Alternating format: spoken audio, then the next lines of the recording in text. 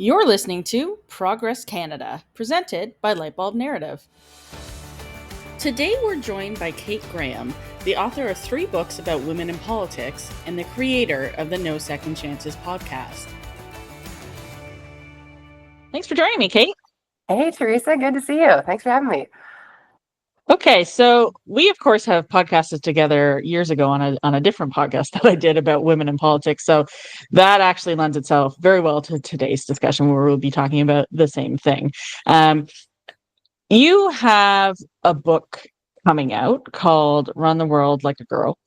And my understanding from the blurb about it, because I haven't actually talked to you about it yet, hence this conversation, is that it highlights the lives of 12 girls who would go on to become leaders in politics and other realms, I'm guessing. I want to know, I think for people who have never written a book, they're like, where do you get your ideas from? Where did this come from? Why did you choose to write about this? So I'm wondering which of these stories inspired you to write this book in the first place? And then in doing the research for this book, which one is your favorite now?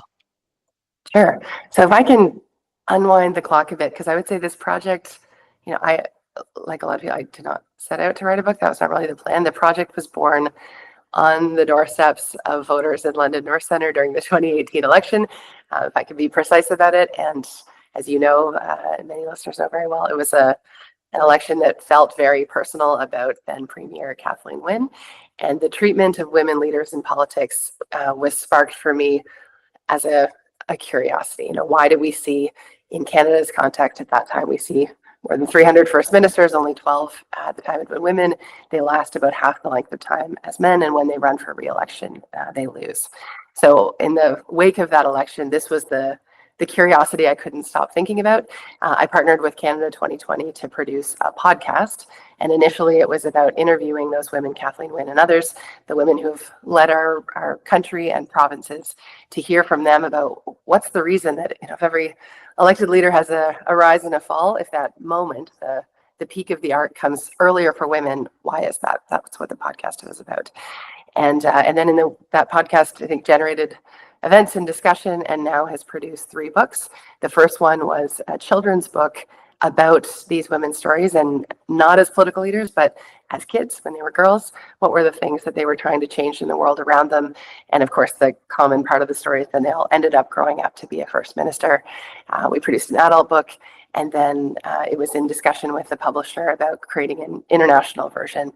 Part of the reason was in Canada, even though we have these remarkable stories of female leaders, it's still a fairly homogenous group. A few Indigenous leaders, but mostly white women, mostly fairly privileged, mostly quite educated, and it felt a little bit of dissonance with the broader project about wanting to encourage girls of all varieties, of all backgrounds, with many different perspectives to bring, to imagine themselves in political roles. So going out to an international, potential pool of cases, we looked across the world at what are the examples that we can draw of children who have these interesting stories, and again ended up becoming prime minister or president of their country later on. So that's a long way of saying it's been kind of a long runway. It did not start out as like, let's write a book about international women leaders. It's just been a curiosity, an itch that I couldn't quite scratch, about wanting to understand why we see some of these deeply enduring patterns of not seeing women lead as frequently and with the same success measured in tenure as we do with their male counterparts.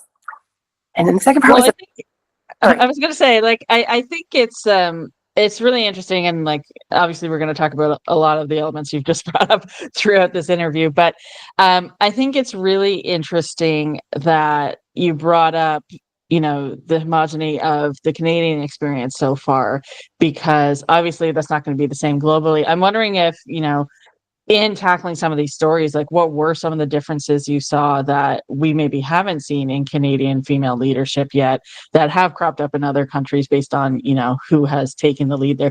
One of the things I think about all the time is when we look at, the first woman leader for whatever it is, say it's the RCMP or something like that, often it is women who have sort of played by men's rules to get up to these positions, and we don't necessarily see a big generational change in approach to leadership styles until a few more people have followed along. And I'm wondering if that has been the same globally, if there's a lot of similarities because it's the same kind of environments that produced the first female leaders, or if there are differences in other countries. I think one of the things that was striking for me, and maybe it's obvious, and I should have known this going in, but when we broaden the stories that we're telling to a global scale, the kinds of environments and challenges that these women, when they were kids, when they were girls, faced becomes much more diverse. So the Canadian book, for example, does not include anyone whose, dad was killed while uprising against a violent dictator and was then, kidnapped with their mom and taken to an apartment and blah, blah, blah. And off we have a burning motivation to see change towards peace in their country, right? Their range of experiences, some of the stories of these women are often kind of the stories of the place where they were raised. They make the places, but the places make them. And so it really opened up a whole other kind of set of context stories. Some of these women grew up in very privileged, like family dynasty kind of environments where they were in a family, but it was the male leaders over and over and over again, sometimes through generations, who took on leadership roles, and they were the first woman to break through that. In other cases, they're the very first person who, they faced enormous challenges, and the first person in their family to seek, being a visible and prominent leader, often first in their community and then beyond. So it just broadened the kinds of early influences that can shape someone to want to aspire to these, often very high risk, but really important and meaningful tasks of trying to fight for change in the place where they live. So who are some of the women that you write about in this book? Like, I obviously have not seen the book yet because it's, at the time we're recording, has not come out. And Yep. I'm just wondering, who are some of the figures that you're covering that people can expect when they're reading this book? Yeah, so some of them will be very well-known stories. Jacinda Ardern, who's just written her own children's book and adult book, she's included in the book. Angela Merkel, Kamala Harris. We included Kim Campbell. It's important to have some Canadian content in the book as well. And then there will probably be a few stories that are less known to a Canadian audience, but I think really, really inspiring and important to know as well. Stories like Sylvie Carnegie, stories like Ellen Johnson Sirleaf. Very different context, very different rise to power. But the thing that, for me anyway, was really inspiring and learning about these women's stories is sometimes it was, feeling like you've become trapped in your life circumstance and that choice to do something different. Ellen Johnson Sirleaf, for example, very quickly found herself in a situation where she was had children and responsibilities and was doing more domestic work and felt like she was sort of becoming more similar to her mom and some of the limitations that had put on her ability to seek professional and other contributions, and deciding, no, that's not going to be my story. I'm going to pursue my education and seek leadership roles and not let that define me. So those sort of uprising moments, even though what's happening and the reason for it is different, that seemed like a really kind of obvious common thread. No matter what those contexts were, the women shared a sense that they had agency, they spotted problems, they wanted to change them, they believed they could do something and contribute something. So yeah, so I think the story, some will be familiar names, some less so, but a common thread throughout about believing that you can make a difference even when the deck seems very stacked against you. I want to dig into that a little bit because we've had this conversation before about how, there's that old saying that some people run to be someone, some people run to do something, and usually there is a gender lens to that as well. Often men see themselves as the solution, women see a problem, just go, nobody else is solving this, I guess I'll do it. Was that sort of the sense a lot of these women had? It was less, ego and ambition and more, nobody's dealing with this problem, I guess I'll go do it. Very much so, yeah. And I mean, this is drawing on biographical content and so on, so maybe it wouldn't be present, but none of them have an origin story of, even the ones in family dynasties where they were being sat down as a kid and talking about, you're a future leader and here are the important things you're going to do and the importance of title and position. All of them have things going on in their life, like threatening the peace of the people around them, or injustices that they were observing, or experiencing racism and oppression and wanting to change it. It was things that they saw that were wrong and they wanted to fix. And that seems to me anyway, as a outside observer, to be the common thread. It was spotting a problem and believing, even if it seems really hard and risky, believing that you have something that you can do to contribute to solving it. And that led to, very high positions of power in all of these cases. So I want to know if any of the stories sort of surprised you. You know, you have run for political office yourself, so you know what the experience looks like. You've talked to a lot of women who have held these leadership roles at the highest levels in our country and, you know, beyond. Did any of the stories surprise you at all? Like, you know, I think we have, to your point, we already talked about the homogeny of the Canadian stories in this realm. Was there anything that really stood out to you that you did not expect when you went into this project? Um, I think maybe this is more of like a self-reflective answer, but I was surprised at how hard it was to learn about these stories and then to imagine writing about them for a children's audience. We had the same kind of struggle with the Canadian story, actually, is how much do you tell the worst parts of the story? If the project goal, like at a fundamental level, we want to see people believe that politics matters and can be a force of good, and we want more girls and girls from a broader variety of backgrounds to imagine themselves as political leaders. How much do you want to frontline the, and then guess what happened? And this was so awful. So it was the same kind of struggle here. The severe, like the extreme observing, genocide, conflict, like all kinds of like really horrific things, seeing, torture around you and so on. How do you tell that to a kid? Do we distill it down to just, it was a tough time in this place? No, we want to tell a little bit more, but not to the point where it's, leaning too much into these, into the most difficult parts of these stories, trying to be sensitive to a young audience. So I think that was the sort of the surprise for me, is just how the gravity and the difficulty that many of these women found themselves in. I know the headline version of they're a leader and they're at press conferences and they're speaking, and I didn't know the backstory for most of these women. And that's what this book tries to help contribute, is to humanize. These women had parents and families and siblings and things they had to deal with when they were 3, 5, 10, 15, 20. Going off to school for the first time is hard, even if you're very wealthy and from a family dynasty. That's still tough. These things that many of us have experienced, but hearing that other people have experienced them, sometimes with a lot more difficult circumstances around them, I found to be, both surprising, but also really inspiring. I think that's actually really helpful for kids as well, is to know that a lot of the experiences they're going through are the same ones that, people who reach these so-called really important roles have gone through as well. And I think it probably helps them to see themselves in those roles in the future, because they understand, hey, at one point, this person was just a kid like me. And, they've risen to these heights by the choices they've made, by the values they have, all that kind of stuff. And I can do that too. Before we move off of this sort of section, do you have a favorite story that you've covered in this book? I'm sure they're all your favorites technically, but was there one that really stood out for you?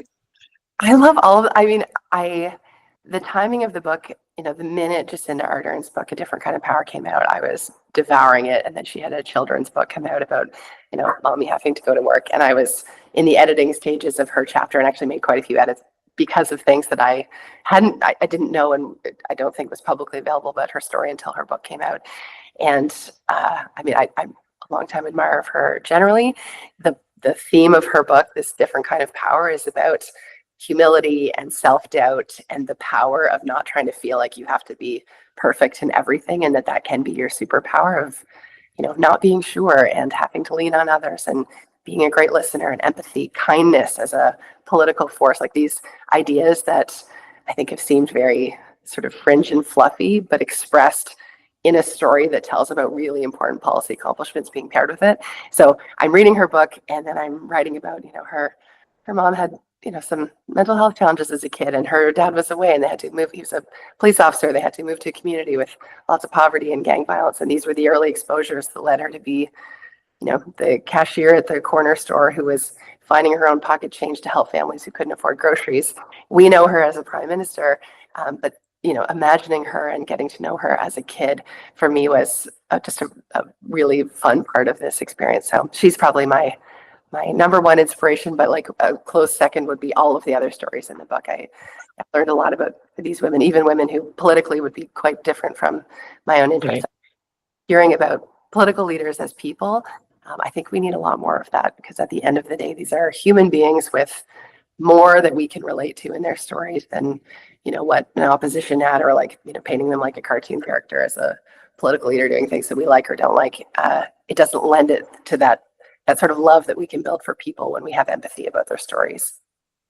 Right. And I think, that's going to be an important part of Gen Z and Gen Alpha following it, entering the political world. I think we're getting to a point where the new political actors have grown up their entire lives with internet access, and that changes the type of candidate that you come out, not just because of the content they're seeing, but also the content that they're putting out about themselves. Like a lot of young kids, are doing TikToks and everything else constantly, and a lot of their lives are lived online. Like, we're millennials. That was something that we sort of got into in the high school sort of era, but they're living it full time from the start.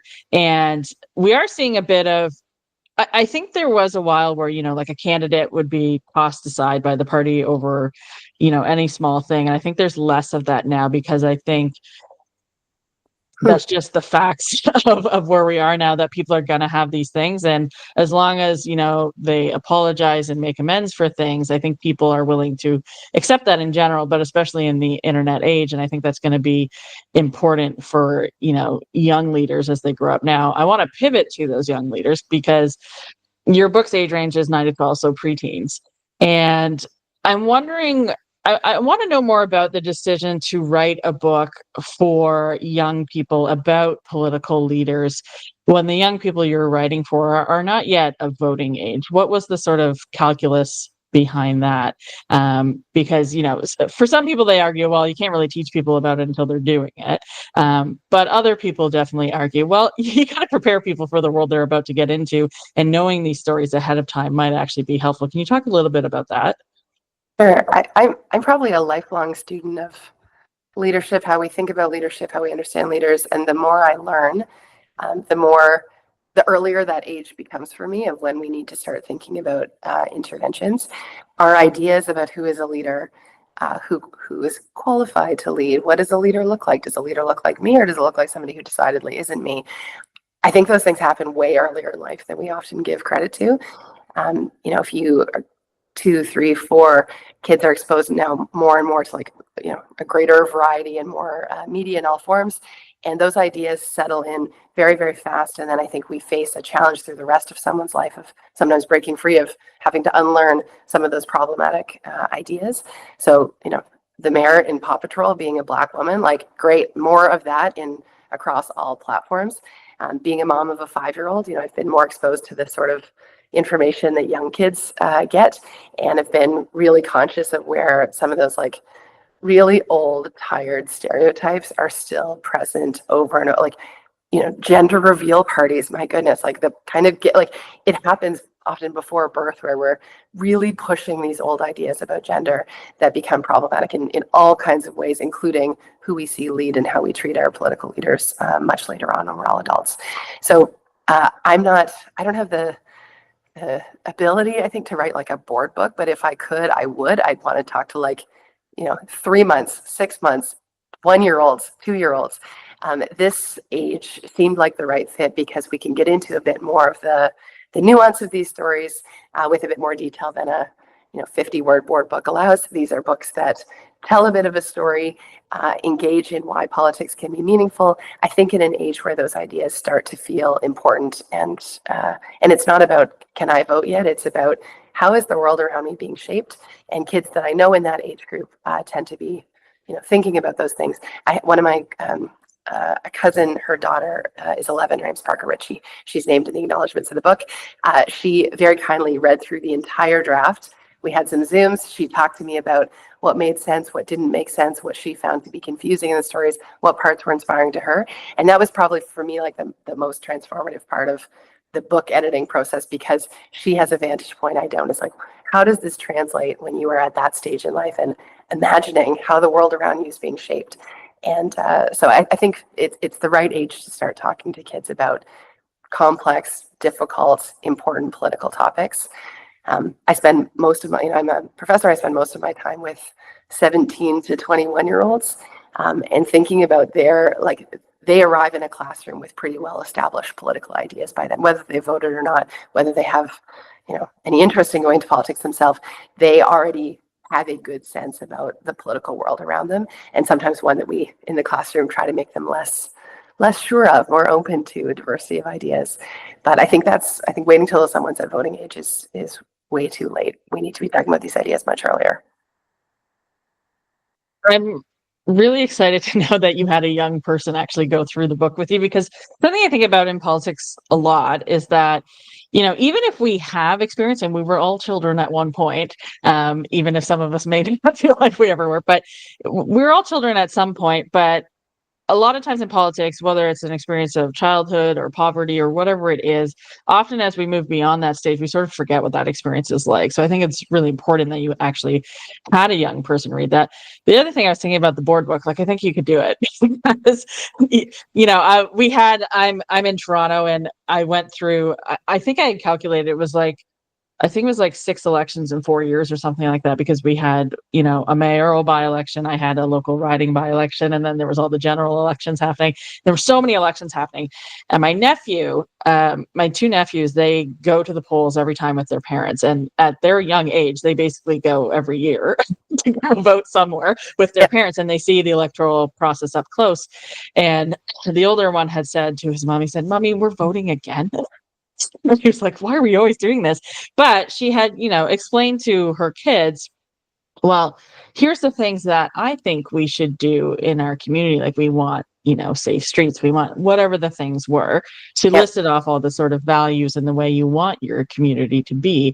And she says, "Do you think that sounds good?" And they said, "Yes." And she said, "So that's why I'm voting for XYZ." And I thought it was a really good approach and a really interesting way to teach kids about, well, if these are the things you want, then you have to seek out the people who are going to help make that happen. And explaining the electoral process that way was really, really good. So I think you probably do have a board book in your future. But I do want to talk about, too, the age thing, because, we're talking about preteen audience here. And I think I have a lot of friends who are parents, and I think they, you know, I probably read too much about what's going on the internet, but I read a study recently that a young boy who has a social media account set up, within 2 minutes of him being online, will immediately start getting bombarded with misogynistic messaging and far right, manosphere content. And because the algorithms just immediately start advertising. And I don't think a lot of parents realize, like, how targeted their kids are, regardless of how you raise them and with what values. As soon as they're online, there's a lot of content that comes at them. So I really take your point here that, like, it's never too early to start teaching people about how to evaluate their own values, how to approach leadership, and all that kind of content. I'm wondering if you have any thoughts about, the other side of the gender coin here, because we whenever we talk about women in politics, we usually focus on a female audience. There's also a male audience here that I think, needs to be reached out to. And if you can do that younger, that probably helps. You want to talk about that a little bit? That tracing back and peeling the onion and saying there are differential impacts, and probably it's more complex than just boys and girls, and treating it in such a binary way. But there are differential impacts, and understanding where those come from. And rather than trying to treat these problems later on when we've got generations with mental health, or we've got systemic, persistent, we can't seem to shake it imbalances in who seeks and holds our highest roles, it's way too late. And not to say we shouldn't work on those things. We need to start understanding the roots of these issues. And I like that it pushes our minds to early exposure with online content, with TV shows, and trying to think about differential impacts really early in life of what we're exposing kids to. Well, it's really interesting, because something, that I have spent a lot of time thinking about in recent years is the concept of pre-bunking. And this is a disinformation defense tactic. In Finland, they actually start that education, like, by the time you're a 6-year-old heading into primary school in grade 1, they already know how to identify disinformation, because they have been trained as a society, and they have not just resources for young people, which is, important, but they also have training for older people, retired people. They have basically a lifelong learning model of defending against disinformation, which is extremely important when you border Russia, and have a lot of content coming in there to try and disrupt your democratic processes. But there is that element of, if you start that young, then you're able to withstand that, and recognize it as you grow older, and, become less susceptible to it. Because, to your point, like, The alternative is, with disinformation is cult deprogramming, and that is way more effort and is much harder to do. And like the same sort of processes that you use in cult deprogramming are what can break people free of disinformation. But it's much easier to just do it from the start and have people be able to recognize this stuff. So I think, writing for a younger audience, both male and female, or, anything else in between, because we don't have a gender binary, of course, is really important so that people can recognize these things from the outset and know when they're being bombarded with. And I think that's a bigger takeaway than, in my opinion, Jonathan Haidt's scaremongering and arguing that liberal women are the problem, and et cetera, which are things he does. I think the main thing there is teaching your kids and giving them the tools to recognize these things on their own, because you're not always going to be with them, of course. And then giving them the same tools to recognize positive elements of leadership so that they can support those and maybe become that themselves going forward.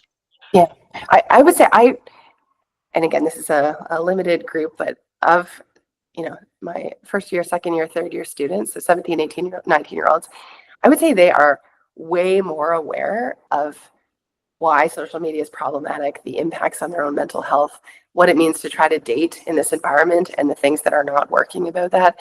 I teach a course on empowering citizens and what it looks like to, from deliberative democracy, participatory democracy, things like innovations around the world, sortitions, and so on. How can citizens change the world around them, and how is the world changing to shift what our individual contributions can look like? And I am consistently amazed in those classes. It's a like book club kind of vibe class discussion, with the level of awareness that younger people have about these things. When I think about, I'm 41, my 40-year-old friends or parents who are 60s and 70s, just as addicted to social media, but less aware of how it may be affecting other parts of their life, not doing things like social media detoxes on the regular. That's super normal, a thing young people are doing all the time. They talk about it the same way that, I think we think about other forms of addiction, but I don't hear as many 40-year-olds, 60-year-olds, 70-year-olds talking about that as is very common among 17-year-olds. So I feel some hope that we, like as a parent group, I'm so worried about kind of helicoptery protecting my kid. But the idea that like there are things that are equipping young people with the knowledge that they need to be better able to navigate the world that they are living in and shaping around them. I think that's the more potent strategy long run, is to focus on kids and giving kids what they need. And I feel some hope that that's happening at a level with younger people than what we may think is happening as parents. Well, I actually think it's a really interesting point, because for a number of years now, maybe it's changed in the last couple of years, but for a number of years in a row, seniors were the largest group of people onboarding onto social media, because one, they hadn't been on previously, so that's by default, but also like they were just like hoovering it up. They love Facebook, other things like that. And it's really funny, even like I look at the demographics for this show on the different platforms that we're on, and actually like over 55 is our biggest demographic on TikTok, which is wild to me. Like that's not what you expect when you think of a show that on our podcasting channels is like, under 35 basically is our main, under 35 boys is our main audience, which is like insane to me also. So it's really interesting where pockets of people organize. But something I've been thinking about is, you may have seen this recently too. There's a lot of content that is being shared by people who are sort of Gen Z or boomers, and the content they're sharing right now is generally AI generated, and it's filled with stories that are then added to a different AI picture somewhere else. And there are these accounts popping up, mostly on Facebook, but in other places, where in order to get advertising dollars, they get eyeballs by putting out made up AI content, attributing it to some public figure or a story of some kind. And then people share it. And when you point it out, it's AI. They go, well, it was still nice though. So it's like, well, that's part of the problem of like, we Yeah. actually can't just be like, well, I know this is made up, but I'm going to share it anyway. And I think young people are not as easily duped as that, because they're looking for those things, because they don't want to feel duped, and they don't want to feel like they're living in a simulation, which is like fair at this point. Yes. Yeah. I started a class. This is last term. This is probably March of this year, so a few months ago. And things change so fast. There's a new chat GPT out. Probably this term will be entirely different. But I started a class by saying, we were talking about kind of what story shows up at the top of our news feeds and what shapes that. And so I said, everybody open up wherever you get news and tell me what's the story at the top. And I was like, wait a second, what did everybody open? Do you want to guess what an entire 40 second year students opened? They all opened the same thing. I have no idea because I'm too old at this point. They all opened TikTok, all of them. The first person was like, I'm Yeah. on TikTok. And they're like, I'm on TikTok. And I'm like, who's on TikTok? And almost every hand in the room went up.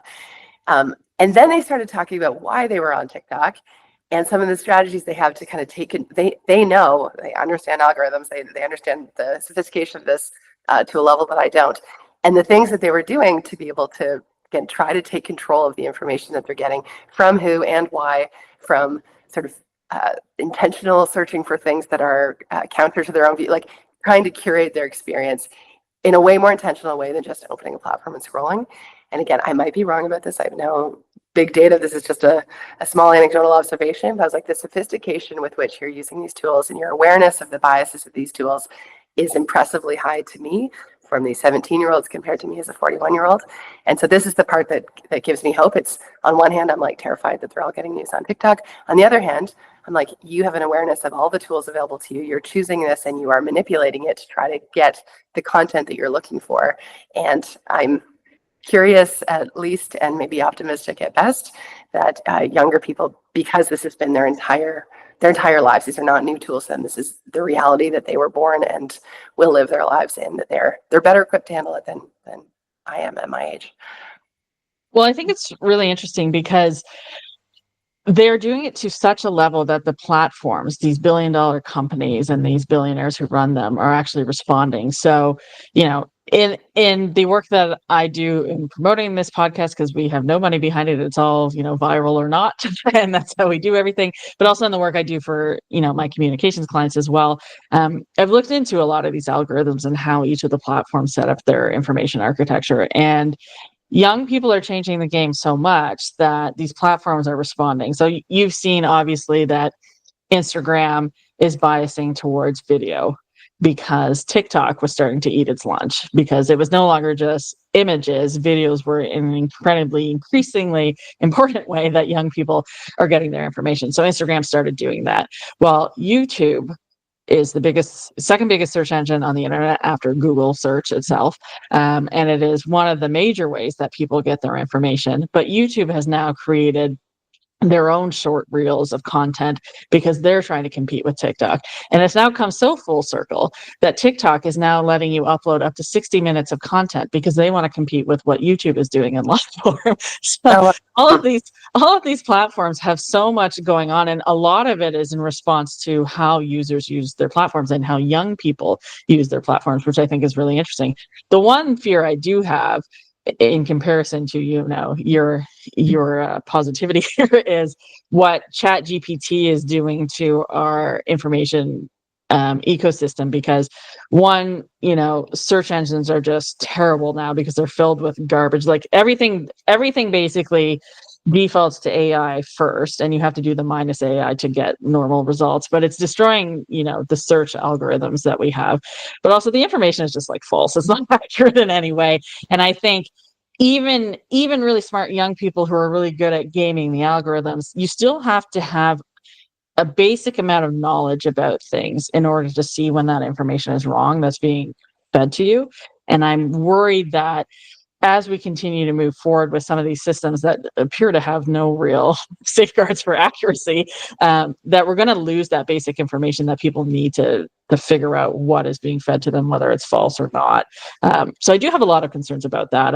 And I'm sure, as a professor in school, like people are writing whole papers that way. I'm sure that's coming into your world as well. Oh, enormously. Like it has changed the game.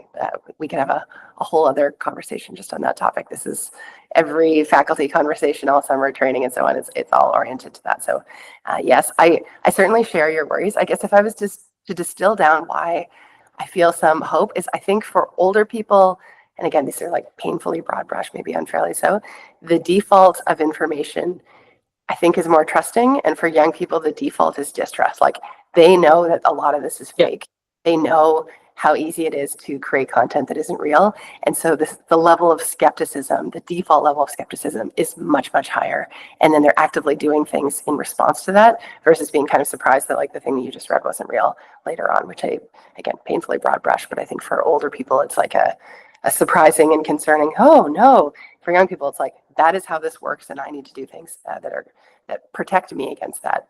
So that's the part that gives me a bit of, I still share all those worries, but gives me a bit of hope. Right. Yeah, no, TMU, they do an annual digital harms report, which I highly recommend to anybody who's interested in the space or raising children or anything like that.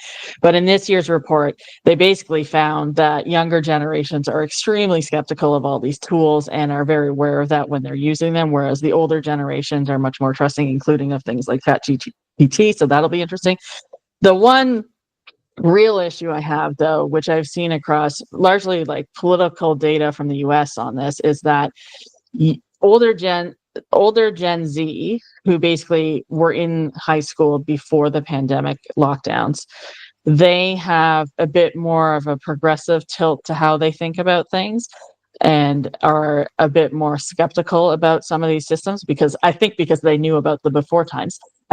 Whereas, later Gen Z, who were in lockdowns and had a very different sort of socialized experience of high school and things like that, are leaning the opposite way. So I do have some concerns about that. We'll see how that all shakes out. It's interesting to see a generation be sort of split like that. Of course, generations, they measure them, in 15-year span. So there's a lot of variety that can happen in those age groups. But it'll be interesting to see how all that shakes out, which actually brings me to my next question, which is Gen Alpha, who the book is largely directed at, again, because that's the age group that is 9 to 12 right now.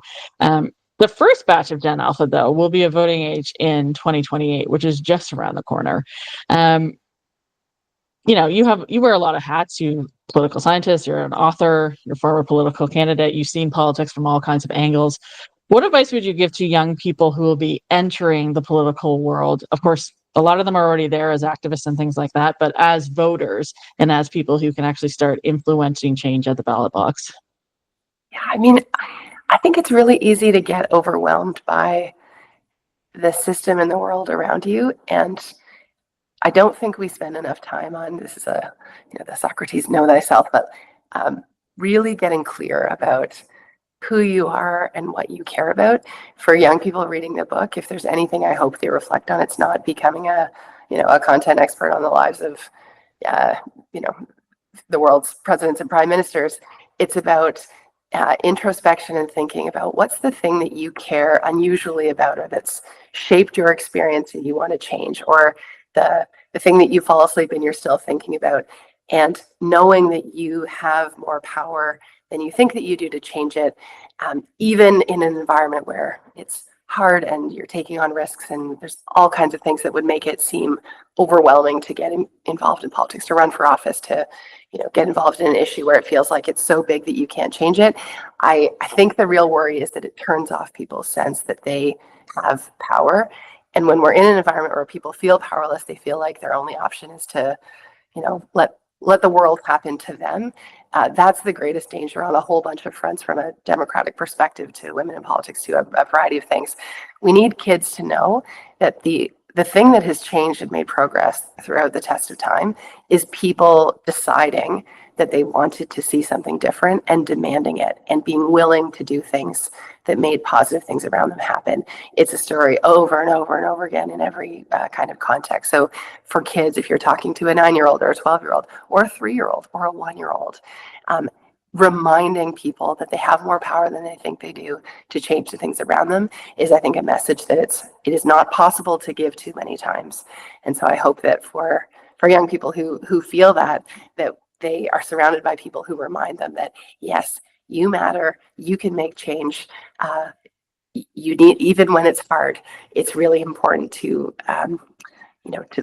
listen to that inner voice about what you care about, and then be willing to go all in to try to change the things that matter to you. So that would be the piece of advice. It's like, get clear on who you are and what you care about, and be as fearless as you can in trying to be a driver of positive change. I think that's just good advice in general. Like when I talk to people about getting involved in politics, like I always say, like, like we belong to a political party, and there's always a sense of you got to be loyal to the party. I'm like, no, I'm loyal to my values. If the party reflects that, great. But that's the thing I'm going to be loyal to first, because I know it's the thing that's never going to steer me wrong. Even as a staffer in government, like I knew I was making the right decisions because they still sat well with me. And if they didn't, well, there's the option to leave, right? So I think it's just really, really important political advice, which I've heard from some other smart people that as well, like Kathleen Wynne and Deb Matthews, who share that viewpoint.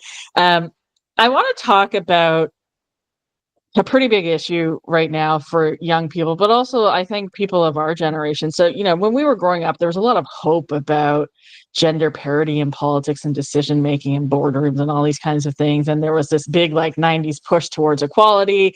And, you had the Beijing Declaration, which was the UN Human Rights Accord for women, that this is something that took place in China, which is insane at the time because, of course, they had been really restrictive about gender rights. Given all of that, we expected to be way further than I think we are right now. And there is a major backslide happening. York University recently put out a study which was very disheartening, and it was about how misogyny is essentially now a political strategy. And I think we have seen this in the US and less so in Canada, but still to a degree that the official opposition leader used misogynistic hashtags in his YouTube content to get supporters for his movement, right? So this is something that has now become a political strategy, to their point. And they say to organize, amplifies, and normalize misogyny as a political tool.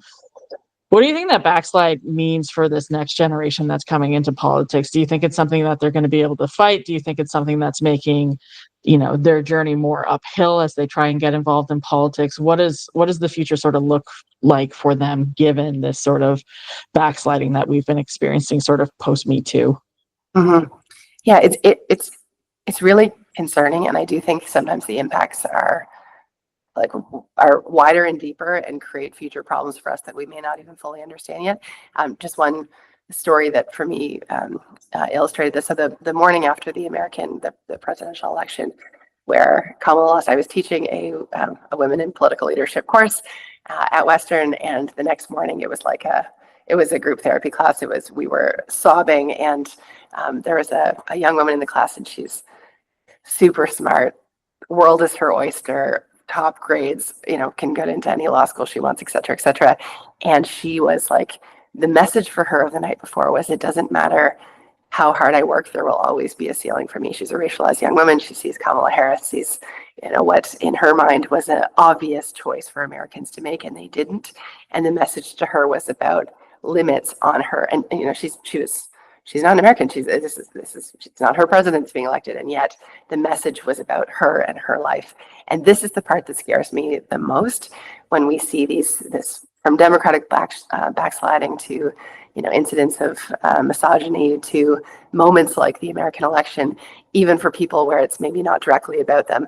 The message is loud and it's heard unevenly, and the impacts are uneven, and it perpetuates these inequities that we've been fighting against for so long. So I share your deep concern. I do think the more we understand the problem, the better equipped we are to address it. We used to talk about even, lean in, this idea, we just need to change a few things about how women are being engaged, and we need to have campaign schools to encourage women to run, and that's all good.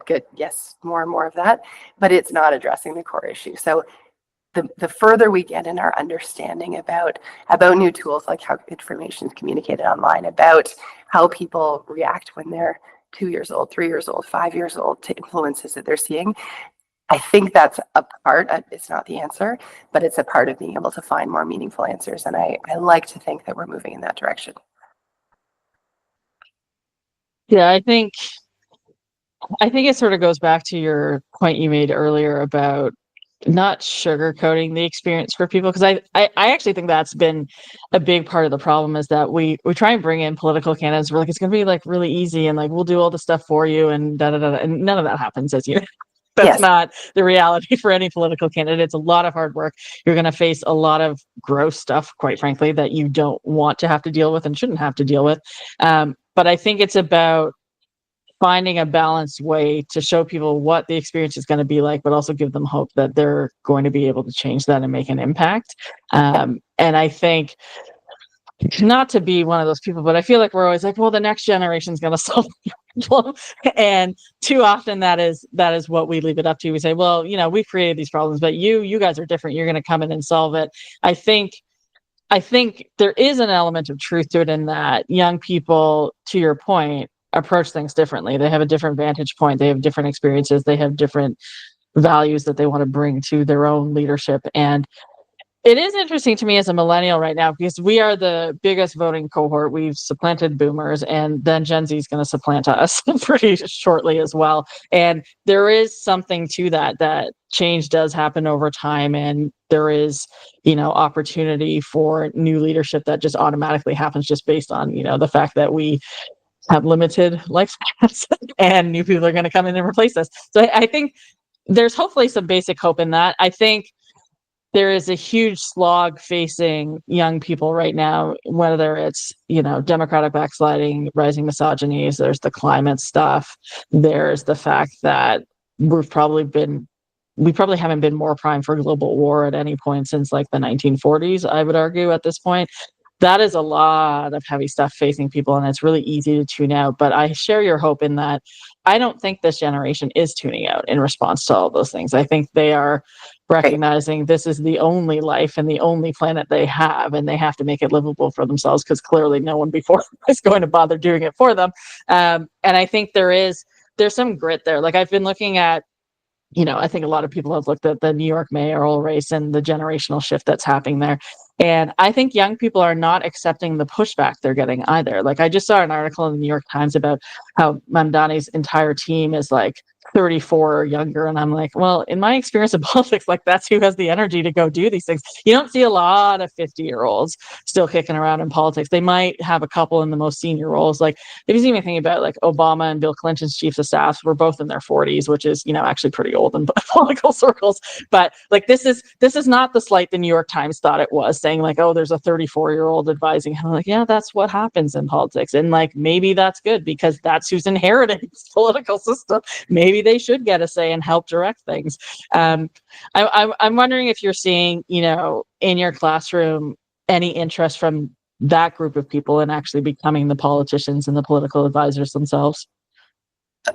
Again, a very biased group. I mostly teach a bit at Western and mostly at Huron, and we, I think, attract and in classes on political leadership topics, you get this beautiful selection of young people, increasingly from around the world, who very much want to be drivers of positive change around them. It's probably part of the reason for my hopeful and optimism is it's super inspiring to see a 17-year-old who comes in and is very clear about, in the country where I'm from, these are the problems we're facing, and I am, quite prepared to go and do the following. Like, it's amazing. You can't not be inspired when getting to learn. I'm there to teach, but often I'm the one who's learning from these students. I took a class this past year to the Basque Country, and we had 3 European universities and Huron students, and they had to work on public policy challenges together over the course of a week at this fabulous innovation lab called the Aranzazu Lab. And at the beginning of the week, it's this difficult, like, we speak different languages and have different interests, and our systems are different. How can we overcome it? And by the end, our students were speaking bad Basque, and they're pen pals for life. And they, like, the world became very big to them. And I think that they, again, broad brush, but generally for young people, the world is a big place, and it's a place that's known and connected, and they feel more aware of things happening in different parts of the world. They have more networks around the world. They imagine their impact not being confined to municipal or provincial or national borders, to the same way that I think was more common, at least when I think about my peer group as a student. And again, moments like that, you can't leave without being filled with hope that young people have a different vantage point and a different set of tools and a different kind of commitment, perhaps, and see a different possibility for themselves than previous generations. So yeah, I hear you on the, like, we can't just like, previous generations failed and the next one will solve it. But what else do we have if not for that hope? And definitely the young people that we're seeing, at least at Huron and at Western, fill me with that all the time. I do think it's interesting because we often talk about the downsides of the internet and our increasingly globalized world and all these kinds of things, but there are huge advantages to that, which we have seen, in uprisings in other countries around the world, that the internet has been used as a tool to connect people and strengthen movements and bring together change. And I think we were talking about this earlier, young people uniquely understand the internet in a way that even the people running the platforms maybe don't necessarily always understand it. And I think there is some value in that. I was having a conversation with someone on Twitter online the other day, and we were talking about the loss of community as people move away from religion and other organized, places. And if you were an immigrant community, my family's Polish, you go to the Polish Hall when you were growing up in the 50s or whatever it was. And we don't have as many of these centers now, but the internet is one of those places. And there is a sense from older generations that, like, you can't possibly build bonds online. You have to be face to face and in order to build like movements. And I don't think that's true. And I don't think that's the view that young people have now. I think they understand that you can actually do a great deal. There's a young woman running for, I think she's running for Congress in her state. I can't remember. She just did a 12-hour live stream of her out canvassing and doing other stuff throughout the day, like what a political candidate does all day. She did a 12-hour live stream of it. And it was the wildest thing I've ever seen because, like, was the quality of it great? No, you're hotspotting from wherever, right? But it was amazing to see, like, we can actually do politics differently. I can bring you into what my process is. Like, this is what it looks like. You want to come join me on a canvas? Like, it's just so interesting the different ways you can organize now that don't have to be, oh, I can shake your hand and look into your eyes directly because we're in the same place. Like, there's so much that you can do. So sort of as we close off here, I want to ask you, you mentioned your book, No Second Chances, and also the podcast that went with it, which was about how even when women gain political power, they seldom keep it. What do you think needs to change in society? And maybe, keeping in mind the generations that are coming and how they do things differently, what's the big thing that needs to shift in societies for us to build a political culture where women can take on leadership roles and also stay there? I think we need more people to take ownership of this problem. It's really easy to point to, like, the people running digital platforms or leaders of parties or it's the media or etc. This is a problem that is shared and distributed, and we all hold some responsibility for, and that will not be solved without each of us. It's that classic sort of the solution to everything is all of us. All right, it requires a shared belief that this is something worth fixing.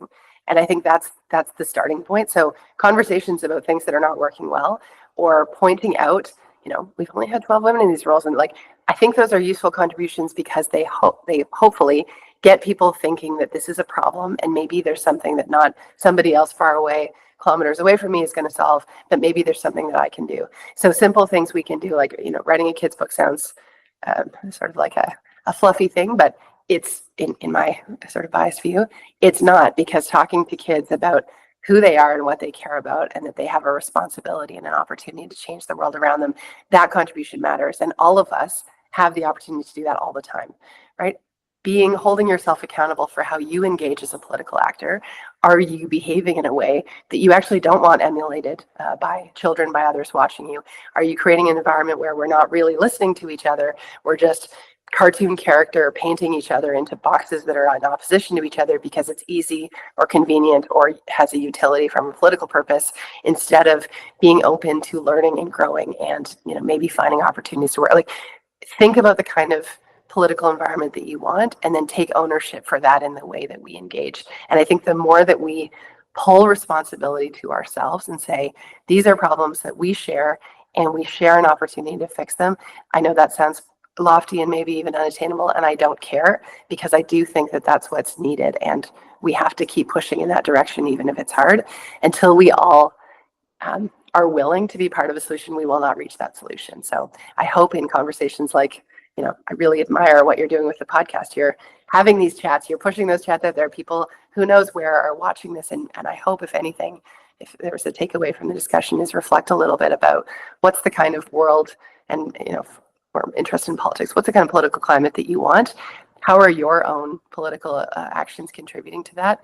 And again, if we keep the focus on young people, when you're talking to young people, not just about politics and what party does what and how the system works, but them and what they care about and that they can make change, those discussions matter and may yield benefits that we can't yet see. So it's worth doing.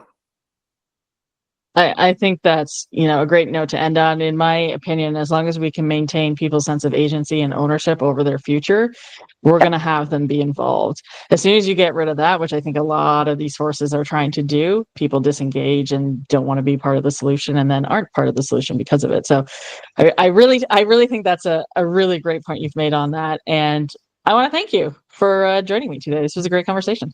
I want to thank you. Thanks for doing this, and thanks for the chance. Great. You've been listening to Progress Canada, presented by Lightbulb Narrative, a Canadian communications company specializing in content creation, narrative development, and strategic communications. Our music was composed by Elliot Middleton. If you've enjoyed today's episode, please consider subscribing to access future episodes the moment they drop. Thanks for listening.